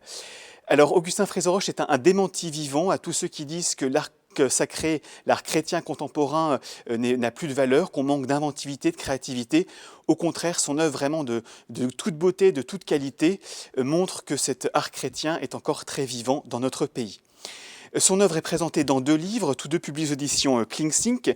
D'abord Augustin Frison-Roche avec des textes de Stéphane Barsac qui montre la première partie de son œuvre avec une dominante d'animaux, de végétaux, de mythologie, avec son style qui lui est propre, un style empreint de poésie, même d'onirisme, et qui va vraiment marquer toute son œuvre. Et puis le 2e livre, en mêmes éditions, Épiphanie, avec une très belle préface de Christiane Rancé, qui explique vraiment l'esprit de son travail et de son œuvre, montre son travail vraiment chrétien, à la fois l'exposition des Bernardins, et puis aussi son ornementation de la cathédrale de Saint-Malo, qu'il effectue depuis 2020. Alors pour présenter le style d'Augustin Frison-Roche, je voudrais prendre une comparaison avec la Lectio Divina. D'abord parce que ces œuvres sont empreintes de la Bible, des récits bibliques, de la symbolique biblique, l'Épiphanie, Cana, l'Apocalypse, les récits de la Genèse. D'autre part, parce que de même que dans la Lectio Divina, il faut s'arrêter pour prendre le temps de scruter le texte, et bien là, il faut prendre le temps de scruter le tableau, et à qui s'y attarde se découvre dans un herbage des animaux, dans le ciel une étoile, ou encore, et vous le verrez au Bernardin, sur un tableau, il faut prendre du temps pour découvrir l'enfant Jésus lui-même. Et puis 3e point, ce sont des œuvres qui invitent à la méditation, au recueillement. Et j'ai vu au Bernardin des gens prendre une chaise, s'asseoir pour passer vraiment du temps, de longues minutes devant ces tableaux et entrer en méditation, en recueillement. Voilà donc un artiste à découvrir de toute urgence, qui nous rappelle, comme tant d'écrivains reçus sur le plateau de l'Esprit des Lettres, qu'il est toujours possible d'allier la foi et la beauté. Merci Guillaume Vanier pour cette présentation qui nous change un peu du monde littéraire. Les livres, c'est aussi la création artistique. On avait une très belle émission en décembre avec Notre-Dame à ce sujet. Nous poursuivons l'émission avec Jean de Saint-Chéron, Mal 3, un titre intrigant chez Grasset. Avant d'entrer dans le vif du sujet, j'ai une question quand même. Je vous présente comme écrivain, jeune écrivain, déjà remarqué, mais dans la vraie vie ou dans la vie civile, que faites-vous ? Qui êtes-vous ? J'ai eu une fille, j'ai eu le bonheur je suis père de famille depuis 3 mois et demi maintenant. Félicitations. Ça, ce dont je suis le plus fier.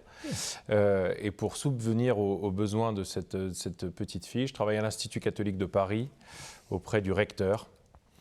Voilà. Et puis j'écris des chroniques dans le journal aussi tous les lundis. Quel journal ? Dans la Croix. Pardon. Alors, vous écrivez aussi des livres. Vous écrivez quand même, j'ai cité tout à l'heure en introduisant l'émission plusieurs livres. Racontez-nous, comment êtes-vous arrivé à Malétroit, donc en Bretagne, sur les traces de cette sœur, donc Yvonne Aimée de Malétroit, à la fois mystique et résistante. Vous allez nous raconter tout ça en quelques mots, mais comment vous êtes arrivé là ? Diverses réponses possibles. D'abord parce que c'est pas très loin de la maison de mes beaux-parents en Bretagne, comme je l'ai dit au début du livre. Mais bon, ce serait un peu court, parce qu'il y a d'autres lieux qui sont pas très loin de la maison de mes beaux-parents. Ça ne suffit pas pour aller à Malétroit et en faire un livre. Je sais que quelqu'un m'avait parlé de cette figure intrigante qui est Yvonne Beauvais, en religion, mère Yvonne Aimée de Jésus, et puis connue d'un tout petit cercle initié qui la connaît comme Yvonne Aimée de Malétroit, du couvent de religieuses augustines où elle a vécu une vingtaine d'années. Dans cette ville donc ? Dans cette ville du Morbihan, située à une petite heure de Vannes. Il y a 3 ou 4 ans, quelqu'un pour la première fois a évoqué cette figure devant moi. Et alors ça ne m'a absolument pas intéressé parce que je ne suis pas du tout friand de figures mystiques auxquelles ont été attribués des phénomènes extraordinaires, parfois déroutants ou inquiétants. Et puis néanmoins, par le jeu du hasard ou de la providence, quelques semaines ou mois plus tard, une autre personne évoque cette figure devant moi, en précisant un fait qui, là, pour le coup, m'a beaucoup intéressé, c'est que sa mémoire, si elle était si peu connue, c'est que sa mémoire avait été oblitérée par l'Église catholique, qui en 1960 avait enterré définitivement son dossier de béatification et avait même publié un décret interdisant qu'on écrive le moindre opuscule à son endroit. Donc ça, évidemment, ça m'a donné envie d'écrire un livre. Et puis, j'ai creusé la chose, et puis je me suis aperçu qu'en fait, Yvonne Beauvais n'était pas simplement, même si est-ce qu'on peut être simplement une mystique spectaculaire, je ne sais pas, mais elle n'était pas seulement, en tout cas, une mystique à laquelle on avait prêté des dons très, très étonnants, mais aussi, et je dirais surtout et d'abord, une immense héroïne de la charité. J'emploie le terme d'héroïne parce que c'est celui qui vient le plus facilement aux lèvres quand on sait qu'elle a été résistante pendant la Seconde Guerre mondiale. Il y a des scènes dignes de la Grande Vadrouille dans le livre, sans l'humour de la Grande Vadrouille, terriblement, où elle a pris des risques insensés. Absolument, donc on pourrait y revenir dans un instant si vous voulez. Mais ce qui est extraordinaire, c'est que, parce qu'elle meurt peu de temps après la guerre, dans les années 40, c'est qu'en fait, cet héroïsme extraordinaire dont elle fait preuve pendant les années de la guerre, où elle va cacher des juifs, des résistants, des parachutistes. Et effectivement, là, il y a des scènes dignes de la Grande Vadrouille, parce que même une fois, il y a une descente de la Gestapo, elle n'a pas le temps de faire autrement pour cacher 2 pauvres parachutistes blessés qui sont à l'infirmerie. Et du coup, elle les déguise en religieuses. C'est extraordinaire, elle les met en prière au cœur. Donc ça, c'est merveilleux, en se disant que les Allemands n'iront pas les chercher jusque-là. Et ça marche, bien sûr. Mais c'est que ça, c'est aussi l'aboutissement d'une vie qui est livrée à la charité depuis le début. C'est-à-dire que dans toute son enfance, son adolescence, elle a un amour absolument débordant, une compassion immense pour tous les souffrants qu'elle croise. quels qu'ils soient, où qu'ils soient, et quelle que soit leur souffrance d'ailleurs, que ce soit la pure misère matérielle ou la misère morale par exemple, et elle se met à leur service de manière très concrète. C'est une figure extraordinairement pragmatique. C'est la première partie du livre d'ailleurs, de sa vie, où vous racontez qu'elle s'évade c'est une petite bourgeoise de milieu bourgeois, elle Paris s'évade 17e, dans les qui traverse les bidonvilles. fortifs pour aller nourrir des familles de misérables à Bobigny, derrière les anciennes usines d'obus de Billancourt, en prenant des risques énormes. Hein. Elle est agressée à plusieurs reprises, elle tombe sur des alcooliques qui lui jettent des bouteilles au visage, enfin, c'est extraordinaire. Et comme elle n'a pas le droit de travailler parce que ça dérogerait, et puis en plus elle n'est qu'adolescente, elle se débrouille pour aller faire des ménages sous un faux nom avec un fichu sur la tête et des grosses lunettes. Elle se déguise, c'est extraordinaire, dans le quartier des Ternes. Pour faire de l'argent. Pour gagner de l'argent, pour acheter du charbon, qu'elle va donner du lait, des le paquets de lendemain. tabac qu'elle va distribuer le lendemain aux pauvres. Comme elle avait beaucoup de talent, elle donnait aussi, par exemple, des récitals de piano dans les petits salons mondains du XVIIe. Cette fabuleuse personne, deuxième partie du livre, elle veut devenir religieuse et on n'en veut pas. Elle veut devenir religieuse. Et pourquoi veut-elle entrer à Malétroit? C'est ça qui est intéressant. Alors, elle arrive à Malétroit parce qu'elle est malade et qu'on l'y envoie en convalescence, précisément parce qu'à côté du couvent de Malétroit est attachée une clinique. Et donc, elle arrive d'abord à la clinique avant d'arriver au couvent. Oui. Et c'est comme ça qu'elle va connaître le couvent. Et pourquoi est-ce que cette vocation, finalement, à la vie religieuse se fait de plus en plus pressante dans son cœur? Je crois que c'est aussi parce qu'à Malétroit, elle allait pouvoir déployer ce désir de mettre toutes ses forces au service des autres, en l'occurrence les malades. Vous voyez, elle n'est pas devenue religieuse contemplative, par exemple. Mais elle est rattrapée, en quelque sorte, ou habitée, depuis très tôt, semble-t-il, enfin, par des manifestations mystiques. Alors racontez-nous. Alors il y a des choses très bizarres dans sa vie qui moi-même m'ont mis assez mal à l'aise quand j'ai découvert le récit de sa vie au tout début. Hein.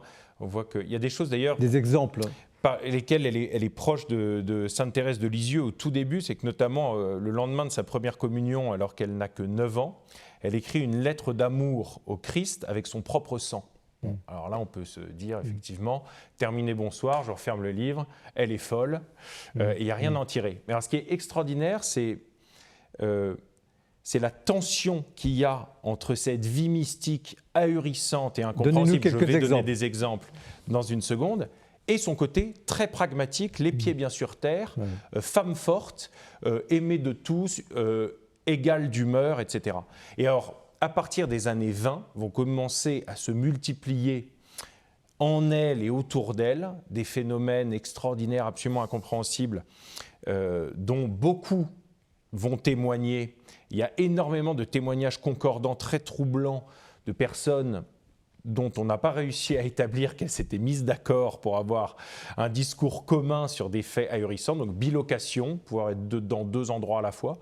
Donc là, par exemple, tout simplement, il y a des témoins qui attestent que tel jour, à telle heure, Yvonne Beauvais était à tel endroit, et puis d'autres qui mettent leurs mains à brûler qu'elle était à 250 km en train de faire autre chose. Et alors, il y a tellement de témoignages concordants, ce serait arrivé une fois, on se dit c'est une hallucination, mais c'est arrivé tellement de fois avec des témoignages de personnes tellement diverses et ne se connaissant pas que, bon, c'est troublant.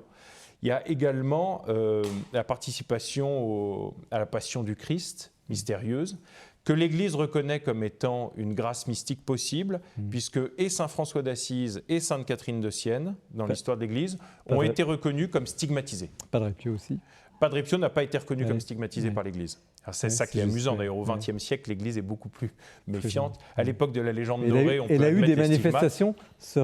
Et alors, sœur Yvonne Aimée a été stigmatisée, oui, des centaines de fois. Il y a des récits extraordinairement étonnants. Le premier récit qu'on ait de stigmatisation a lieu à Paris, après un déjeuner, alors que voilà, deux dames pieuses sont en visite chez elle et vont dans sa chambre pour prendre congé parce qu'Yvonne s'était retirée et les 2 dames parlaient avec sa mère. Et elle la trouve quasiment agonisante sur le sol de sa chambre, les paumes rougies, etc.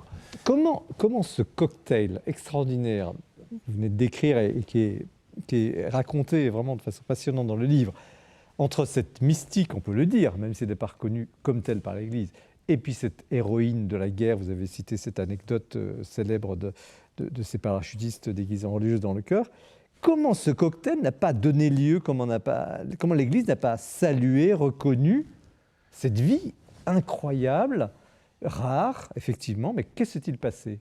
Où est le blocage? Alors ça, alors mon livre est un récit, comme vous l'avez dit, donc je raconte son histoire, mais quand même un récit précédé d'une petite introduction d'une quinzaine de pages, dans laquelle j'essaye d'affronter la question que vous posez. Et alors je formule des hypothèses. Ce qui est sûr, c'est qu'au XXe siècle, l'Église a eu particulièrement peur des miracles. L'exemple de Padre Pio est très bon. C'est que l'Église a voulu éteindre et effacer la figure de Padre Pio pendant des décennies. C'est la ferveur populaire qui a forcé l'Église à rouvrir le dossier et quasiment un siècle plus tard à le canoniser, après avoir dit dans les années 20 que c'était un manipulateur. Mais en l'occurrence, c'était factice. pour Mère Yvonne, il y a eu, vous racontez très bien, il y a eu des religieux, des jésuites notamment, qui étaient totalement contre, sceptiques au dernier degré, qui finalement ont reconnu qu'il y avait quelque Alors, chose. ils ont reconnu. Alors, il y a un bon exemple que je donne dans le livre, c'est que l'exorcisme du diocèse de Paris, entre les mains duquel elle est passée pendant plusieurs années avant de pouvoir rentrer à Malétroit, qui lui n'avait qu'une idée en tête, c'était d'établir la fraude, et il n'a jamais réussi. Mais il n'a pas non plus établi l'inverse. C'est-à-dire qu'il est resté dans l'incertitude, dans le scepticisme, qui est d'ailleurs peu ou prou ma position dans le livre. On sent quand même que vous êtes, enfin, vous finissez par être admiratif. Vous êtes quand même interpellé. Je suis ébloui par la figure d'Yvonne Beauvais, par son héroïsme, son courage, sa charité absolument débordante. Je suis fasciné par ce qu'on a raconté des phénomènes mystiques qui ont entouré sa vie. J'ai souvent du mal à y croire. Par moments, je suis d'un coup... je m'étonne moi-même à être convaincu par une bilocation dans le métro parisien, mais je me demande si je ne suis pas dans une nouvelle d'Edgar Poe ou de Borges.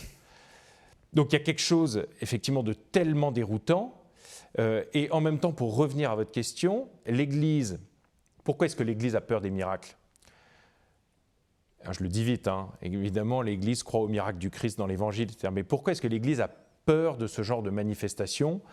Alors je pense qu'au XXe siècle, l'Église a eu peur de perdre la face aussi devant le scientisme ambiant. Et c'est ridicule que de croire que des fleurs peuvent sortir de la bouche d'une bonne sœur. Bon. Alors du coup, que vous racontez, oui. Une autre. On préfère jeter un voile pudique sur ces histoires invraisemblables, mais pas seulement. Je pense que l'Église se méfie également, et à bon droit, des centaines, pour ne pas dire milliers, de manipulateurs, de faussaires ou de faux mystiques qui ont effectivement inondé l'histoire de l'Église. Saint Jean de la Croix, ce titre. Depuis des siècles. Saint Jean de la Croix qui dit... Saint Jean de la Croix qui dit « Sur 10 phénomènes mystiques, 9 sont faux et le 10e est mal interprété ». Chantal Latsou, c'est pas poussé un peu loin le scepticisme quand même? Moi, personnellement, je suis très sceptique, donc je comprends. Mais je comprends que l'Église fasse très attention, parce que il suffirait de pas grand-chose à ce moment-là pour qu'elle soit tout entière prise en faute. Il suffirait que l'Église croit en un miracle et qu'on puisse démontrer qu'il n'y avait pas de miracle pour qu'on y voyait tout le reste est faux derrière. C'est un peu comme les histoires d'Apocalypse dans les premiers siècles. Vous aviez toujours des types un peu fous, des chrétiens un peu fous, il y en a toujours eu, qui disaient l'Apocalypse c'est dans 12 ans. Et à ce moment-là, l'Église a commencé à dire mais arrêtez, parce que dans 12 ans, s'il ne se passe rien, tout est foutu pour nous. C'est la honte. Donc je pense que c'est Isabelle Cambronda, comment sur ce point-là, cette frilosité de l'Église, cette prudence, frilosité, on peut la qualifier de différentes manières, face au sacré, au miraculeux, au merveilleux, au fantastique. Comment vous le... en l'occurrence, est-ce bien appliqué? Je me dis qu'écrire un livre sur ces sujets-là aujourd'hui, c'est périlleux, surtout que l'Église, elle est vraiment guettée de toutes parts. Le moindre dérapage va être sanctionné et c'est parfois très bien. Mais justement, c'est vrai qu'on remet beaucoup de choses en cause. Ouvrir une nouvelle porte, c'est remettre encore des nouvelles choses en cause. Et pourquoi pas? Mais c'est vrai qu'à ce moment-là, Et ça interroge sur les outils qu'on a aujourd'hui pour traiter ces questions-là. Je ne sais pas quels sont les outils actuels qui permettraient d'avoir un regard plus... D'ailleurs, comment avez-vous travaillé? Parce que les données, elles sont écrites, objectives, c'est des documents. Alors, on peut toujours mettre en cause l'observateur, mais en attendant... Oui, soit tout le monde a menti pendant 40 ans, y compris les foules de témoins non coordonnés qui ont tous menti en même temps, ou successivement, autour de cette femme, soit il y a un mystère. Mais moi, ce qui m'intéresse surtout, je crois, alors évidemment, j'ai pris aussi beaucoup de plaisir à raconter des histoires de phénomènes miraculeux, spectaculaires, merveilleux, parce que c'est très intriguant et que c'est aussi une matière romanesque. Et c'est la dimension littéraire aussi qui... On ne peut pas dire que vous sombrez dans le roman, si je puis dire. Ça reste quand même un récit d'une vie. Tout à fait. Que vous réinventez un genre. Il y a quelque chose de romanesque, c'est ça que je dis. Oui, voilà. En revanche, effectivement, tout l'enjeu, c'était de verser ni dans l'hagiographie béate, qui prend pour argent comptant tous les témoignages existants, et donc qui se contente d'un récit disant voilà ce qui, ce jour-là, à telle heure, Yvonne Beauvais était à 2 endroits à la fois à 500 km de distance. Bon, alors les gens qui ont une foi très très vive et puis convaincus de ce genre de phénomène me suivront, mais ils sont plus très nombreux en Europe occidentale. Et puis, non, le parti que j'ai pris, c'est de verser ni dans cette hagiographie-là, ni dans la posture qui serait celle du postulat de l'impossibilité de l'irruption du surnaturel ici-bas. Je pense que c'est aussi une énorme limite de la société dans laquelle nous vivons. C'est ce contre quoi quelqu'un comme Chesterton s'est battu toute sa vie, ce désenchantement du monde-là, de ne plus croire qu'il y ait quoi que ce soit en dehors de la seule matière sur laquelle les scientifiques sont capables de se mettre d'accord. Donc il y a l'ouverture d'un mystère, mais surtout, moi, pourquoi est-ce que je me suis saisi de cette figure et que j'ai voulu raconter cette histoire de la manière la plus vivante que j'ai pu, c'est parce qu'il n'y avait pas de contradiction, justement, entre sa vie dite mystique et sa vie pratique, pragmatique, concrète. Et qu'en réalité, je vais donner un seul exemple, c'est que je crois que la grâce qui lui a été peut-être faite des stigmates et puis de la passion et puis de la lutte contre le diable, en fait, parce que le Gethsémani, c'est ça aussi, c'est l'affrontement du mal par le Christ. Alors, la grâce lui est faite de revivre cela, et puis elle a aussi affronté le diable, elle a dit avoir affronté le diable pendant de nombreuses nuits, en fait, n'est pas décorrélable de sa lutte contre l'hitlérisme, par exemple.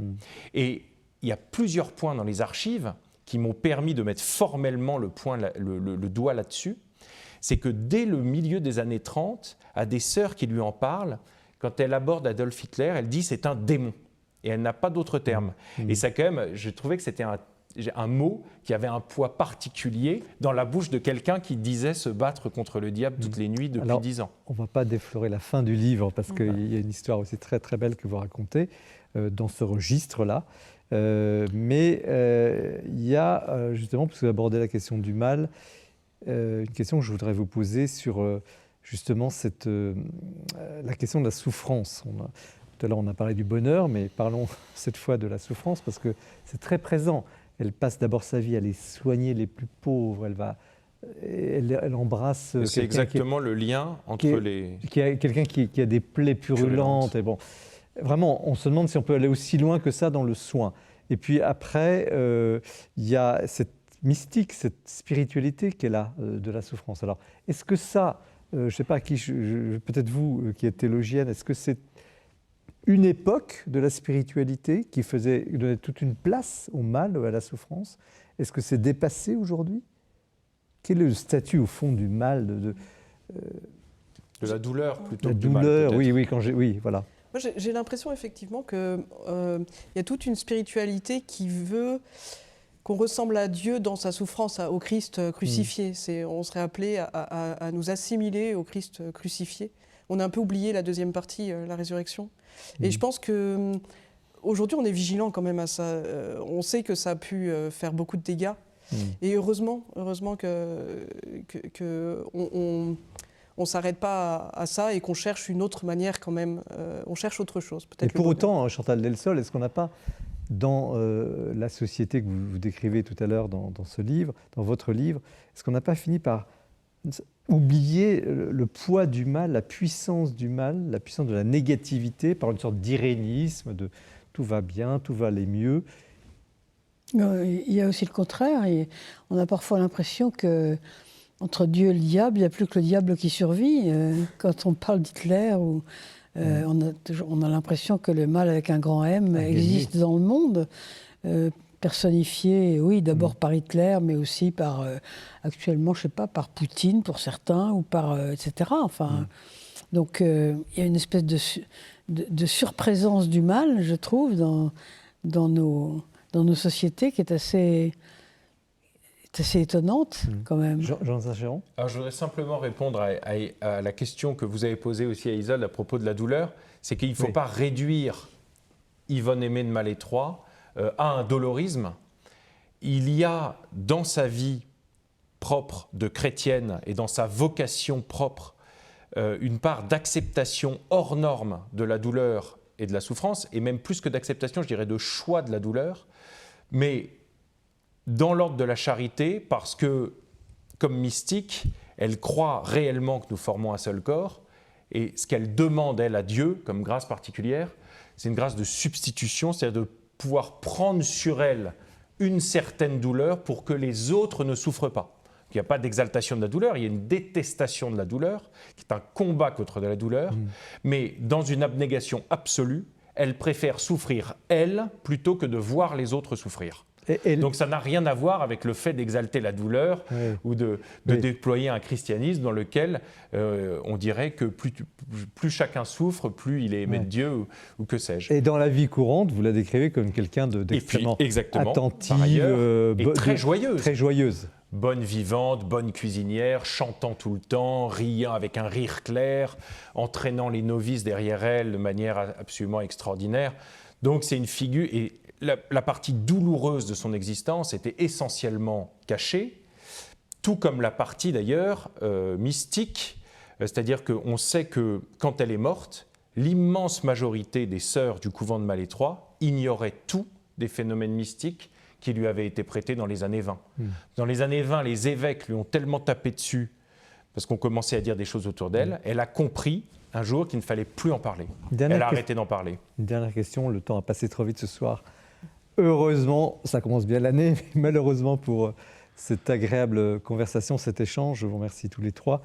Est-ce que votre livre peut-être peut débloquer, c'est peut-être prêter beaucoup d'ambition à ce livre, mais peut débloquer la cause de cette étonnante religieuse, parce que je voulais citer aussi les décorations, elle a absolument tout eu, les plus hautes décorations de France, des États-Unis, d'Angleterre, enfin c'est impressionnant. En tout cas, ce qui est sûr, c'est que c'est une figure qui a été davantage canonisée par la République que par l'Église.